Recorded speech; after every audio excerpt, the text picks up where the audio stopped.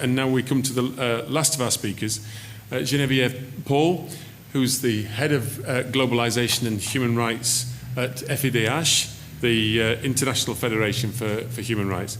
And Geneviève has kindly agreed to give us an overview of some of the recent developments at the UN, where I know you've been involved in a lot of the work there. So thank you very much.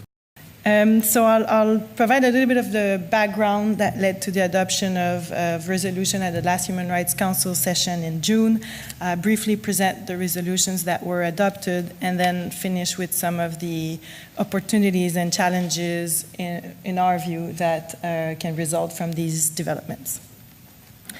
So FIDH, it's International Federation for Human Rights. We have a 178 member organization across the world, and we've been advocating for many years for strengthening the legal frameworks at the national, regional, and international level on business and human rights. We have engaged with the Special Representative of the Secretary General, John Ruggie, have welcomed and used the UN guiding principles while highlighting some concerns with regard to specific issues such as extraterritorial obligations of states, and of course the Pillar 3. In September 2013, last year, a statement was adopted at the Human Rights Council session under the leadership of Ecuador, calling for an international legally binding instrument on business and human rights. The statement was supported by approximately 80 states. And then in the meantime, in November 2013, there was the adoption of the Bangkok Statement during the People's Forum that was adopted by civil society organizations and social movements supporting an international legally binding instrument on this issue at the UN level. And this demand, like I mentioned, didn't start in 2013. Some groups have been advocating for strengthening the international legal framework for many years now, and it takes place in a context where access to justice remains very difficult. It's been highlighted by all of the different panelists so far, and it also takes place in a context where human rights defenders, and that's what we see in our work, in FIDH work, are under increasing vulnerability and pressure. The guiding principles, for example, were adopted in 2011, and just between 2011 and 2014, FIDH, through our Observatory for the Protection of Human Rights Defenders, have issued over 130 urgent appeals alerting on the necessity to protect human rights defenders in relation to land issues. So I'm only referring now of defenders working on rights related to land, and where we have documented the involvement in many of these cases, of course, of companies or state-owned companies, and where many cases, including murders, arrests, torture, were left unimpugned. Yeah, were left in impunity. So the Bangkok Statement was adopted. It's been supported by over 600 organizations and social movements across the world.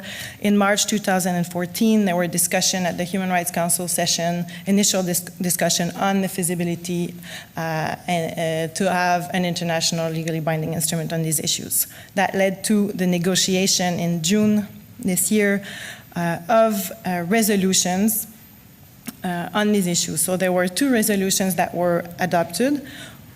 One resolution that was supported by Norway, Ghana, Argentina, and Russia was adopted by consensus and requested the Human Rights Council to renew the mandate of the working group on business and human rights. And we have the opportunity to have one of its members with us speaking just after. The resolution also welcomes the effort of the working group in trying to push states to adopt national action plan to implement the UN guiding principle at the national level. It strengthens the annual forum that takes place in Geneva, particularly on the issue of access to justice and access to remedy, and also calls on the Office of the High Commissioner for Human Rights to continue and pursue its consultation on legal options and practical measures to improve access to remedy. The second resolution that was adopted, and which we see as being complementary to the other resolution, is requesting the Human Rights Council to create an open-ended intergovernmental working group to work towards a legally binding instrument on transnational corporations and other business enterprises with respect to human rights. And so basically the mandate is to come with an instrument to regulate under international human rights law the activities of transnational corporations. It specifies that the first 2 sessions would be dedicated to to have deliberations on the scope, the content, the nature, and the form that such an instrument, a treaty, could have, and that the first meeting should really be focused on collecting inputs from relevant stakeholders. So what are the potential implications of these new developments of this resolution on access to justice and remedy? What are some of the challenges and opportunities that arise from that? Of course, these developments occurred quickly. They have yield some concerns, including among civil society organizations. I won't pretend to address all of these concerns, but by talking about some of the challenges and opportunities, I think I can address some of them. I think it's important for FIDH to stress that we don't see the adoption of this resolution or an international legally binding instrument as being the panacea or as being the silver bullet solution that can help us address all of the challenges that we've been discussing today. But that being said, we do see the adoption of this resolution and this new development as being complementary to the UN guiding principles, while not, of course, absolving in any way the obligations of states to protect all individuals at the domestic level from corporate-related abuse. FIDH is a steering group member of ECCJ, of the European Coalition for Corporate Justice. We concur with the recommendation in the third pillar report, but we do see this new potential development as providing very interesting opportunities to address some of the legal issues that are in the third pillar report and that we could be discussing in an international forum. There are many legal issues to be discussed. There is a lot of thinking to be done. It's a common responsibility that we have. We regret that in the resolution that was adopted, there was a late addition that restricts the definition of other business enterprises, and which would basically exclude local business registered in terms of relevant domestic law. And so we are hoping that initial discussions on the scope of such an instrument could partly address this inconsistency in the definition and the footnote that was added to the resolution to make sure that subsidiaries can be included and entities in the supply chain. For FIDH, there is an opportunity to strengthen national judicial system through this discussion at the international level and to clarify and further codify existing states' obligation. And I'm thinking, for example, of extraterritorial obligation.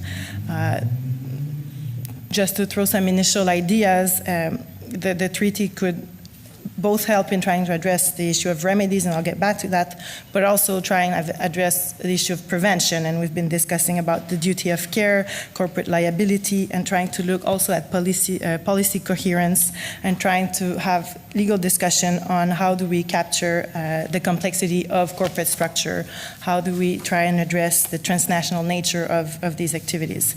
In terms of remedies, it could be an opportunity to discuss issues of jurisdiction, to try and discuss issues with regard to forum necessitatis as opposed to forum non-convenience, and also to try and discuss further issues of sanction, of reparation.